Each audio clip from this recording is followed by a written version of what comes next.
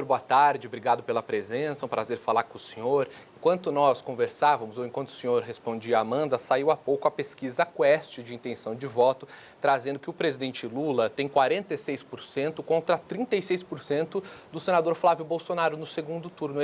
Essa é a primeira pesquisa que traz o nome de Flávio Bolsonaro como candidato após o anúncio de Jair Bolsonaro transferindo, vamos dizer assim, essa missão eleitoral para o seu filho. Enquanto o governador Tarcísio, ainda nesse cenário de segundo turno, estou lendo a pesquisa enquanto converso com vocês, a distância é de 45 para 35, ou seja, a mesma distância de 10 pontos percentuais. Queria entender se o senhor se surpreende com esse desempenho bastante semelhante de Tarcísio e de Flávio Bolsonaro, se pode mudar essa avaliação do senhor a respeito da competitividade do senador filho 01 do ex-presidente. Eu volto a dizer, o Flávio é extremamente competitivo. Se tiver uma disputa Flávio e Lula, eu acho que a diferença entre os dois vai ficar orbitando na margem de erro, né?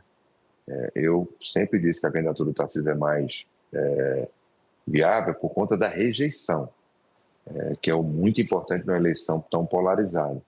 Mas eu não tenho dúvida que o Flávio é um candidato extremamente competitivo e a viabilidade da sua eleição depende muito mais dele, da forma como ele vai se colocar para o eleitorado, do que de outras questões. A gente tem mais algum analista? Eu até estou olhando aqui, a gente está olhando para baixo, porque a gente está se debruçando sobre esses números da pesquisa Quest que acabaram de ser divulgados. Tem um outro trecho da entrevista, e a gente está fazendo isso a quente, viu, senador? Estamos olhando aqui no mesmo minuto que o senhor também não deve ter tido oportunidade de ver esses números. Ainda não. Mas 54% acham que Bolsonaro errou ao escolher Flávio e 62% diz que não votariam no filho do ex-presidente, ou seja, ele tem uma rejeição bastante alta, 23% diz que poderiam votar, né? 19% dizem que Michele deveria ter sido escolhida candidata, Tarcísio de Freitas, 16%. O senhor acha que essa rejeição na casa de 62% afirmam que não votariam em Flávio de jeito nenhum, é proibitiva? Ela não é proibitiva, mas é um grande fator para se dificultar a vitória do Flávio, não tenho dúvida disso. Ele é um candidato que é um candidato Bolsonaro mais leve, né? Aqui em Brasília, a gente diz o Flávio é o Bolsonaro que se vacinou. Então, ele tem uma diferença, né? É uma pessoa mais aberta ao diálogo, volto a te dizer, se eu fosse escolher um candidato hoje entre Ratinho, Tarcísio, Flávio, se eu fosse escolher um presidente, seria o Flávio, depois do presidente Bolsonaro. Agora, eu tenho que... política não se faz só com paixão, com amizade, ela depende da questão de viabilidade. Eu volto a dizer, o grande problema da candidatura do Flávio é a rejeição. Agora, cabe a ele se mostrar um candidato mais viável, um candidato mais ao centro, que eu tenho certeza que essa rejeição vai baixar. Yander, pode vir que você vai fazer a próxima pergunta. Senador, bem-vindo ao Central de Notícias, bem-vindo ao SBT News, obrigado por ter aceitado o nosso convite. Eu quero continuar nesse assunto da eleição, porque quando essa candidatura do Flávio Bolsonaro foi anunciada, foi meio de surpresa, foi tratada com muito ceticismo, mas o que a gente ouve agora de pessoas próximas do Flávio é que a candidatura realmente está ganhando tração, que o Flávio está colocando aí o bonde na rua, vai viajar o país, vai tentar, de fato, se viabilizar como esse candidato da oposição. Só que, ainda assim, existe a expectativa de lideranças de que Flávio acabe desistindo para apoiar Tarcísio ou Ratinho. Mas eu queria entender com o senhor quando que seria esse prazo. Flávio vai continuar fazendo campanha agora.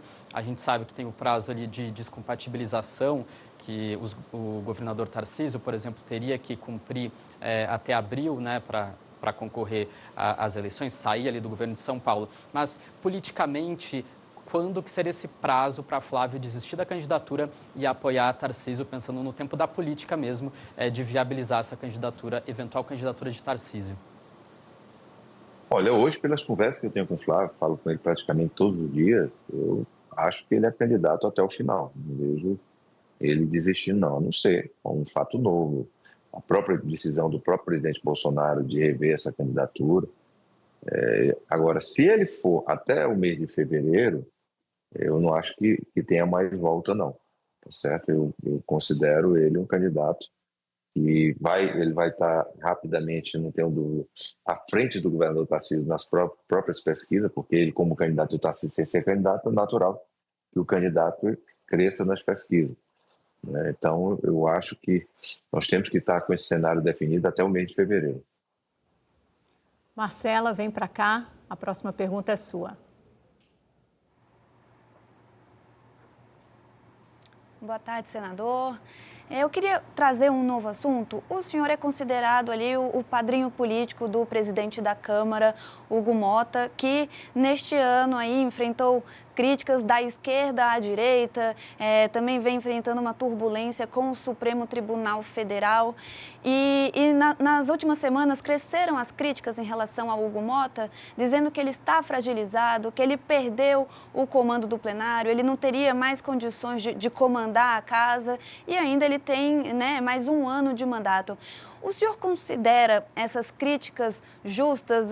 Qual a avaliação o senhor faz da gestão dele? E se o senhor chegou também a conversar com Hugo Motta sobre esses episódios recentes?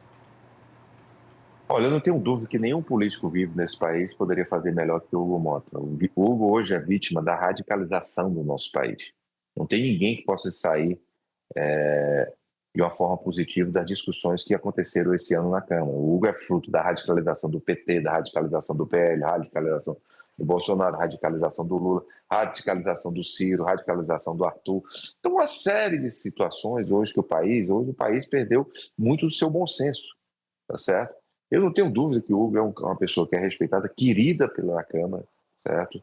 E que vai recuperar esse comando para que ele possa terminar o mandato da mesma forma e até ser reeleito. Eu não tenho dúvida que o Hugo vai ser reeleito presidente da Câmara, se essas pautas absurdas que foram levadas à discussão da casa sejam superadas, como vão ser superadas, né? Porque ninguém aguenta mais em Brasília essas discussões inúteis para o país do que o Congresso Nacional às vezes é levado. Então, eu tenho certeza que o presidente Hugo Motta vai se sair de uma forma muito positiva assim que terminar essas pautas que não dizem respeito ao dia a dia do cidadão. Mas